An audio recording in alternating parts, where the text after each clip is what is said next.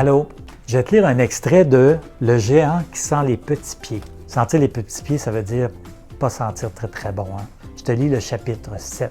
Pour la première fois depuis des lunes, les pieds du géant Malabar ne puent plus. Entre-temps, les habitants, sous les ordres du seigneur Cachemire, lavent également les bas de laine. Les bottes subissent le même traitement grâce au conseil de Messire Alain. De la poudre y est ajoutée afin d'assurer une réelle fraîcheur.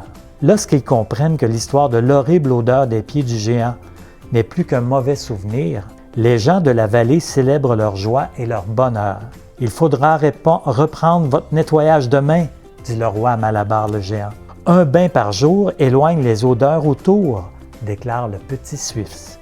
Le géant sort de la rivière et laisse sécher ses pieds au soleil du midi. Il ne s'est jamais senti aussi bien.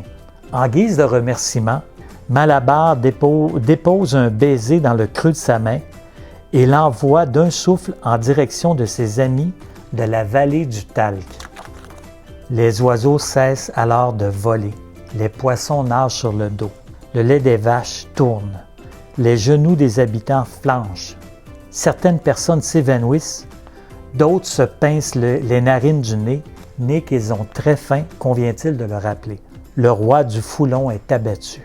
Il faudrait récolter tout le persil et toute la menthe du royaume, lui signale Dame Listerine.